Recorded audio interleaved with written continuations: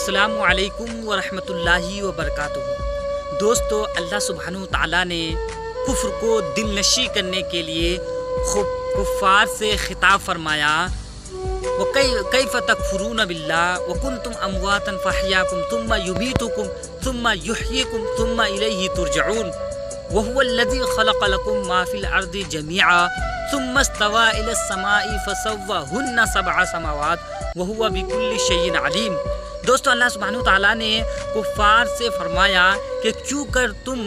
اللہ سبحانہ تعالیٰ کا انکار کر رہے ہو، حالانکہ تم مردہ تھے، اس نے تمہیں زندگی دی، پھر وہ تمہیں موت دے گا، پھر تم اسی کی طرف لوٹائے جاؤ گے۔ اس کے باوجود تم اللہ سبحانہ تعالیٰ کا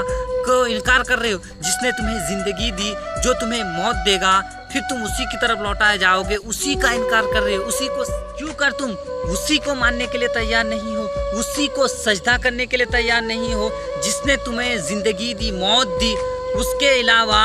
وہ ساری چیزیں دی جو زمین میں ہے، اور یہ زمین میں جتنی ساری چیزیں ہیں تمہارے لیے ہی تو اس نے بنایا ہے، جسے تم کھا رہے ہو، پی رہے ہو، زمین کے اوپر چل رہے ہو، رہ رہے ہو، ساری چیزیں اللہ نے تمہارے لیے بنایا ہے۔ اس کے باوجود تم اسی کو ماننے کے لیے تیار نہیں ہو، جس نے تمہیں زندگی دی، جس نے تمہیں موت دیا، تمہارے لیے زمین بنائے، آسمان بنایا، اور ساری چیزیں، دنیا کی ساری چیزیں تمہارے لیے بنایا، پھر بھی کفار اللہ سبحانہ تعالیٰ کا انکار کر رہے ہیں، اسی کی زمین پہ رہ کر کے اسی کے نافرمانی کر رہا ہے، اسی کو ماننے کے لیے تیار نہیں ہے، اس کو سجدہ کرنے کے لیے اسی کو ماننے کے لیے تیار نہیں ہو، جس نے سب کچھ دیا، اتنا کچھ دینے کے باوجود تم اسی کا انکار کر رہے ہو۔ اے کفار، یاد رکھنا، اللہ سب کچھ جانتا ہے، سب کچھ اس کے پاس ریکارڈ کیا ہوا ہے۔ قیامت کے دن تمہیں ان ساری چیزوں کا حساب دینا پڑے گا۔ اگر تم ابھی انکار کر رہے ہو، لیکن یہ مت سمجھنا کہ اللہ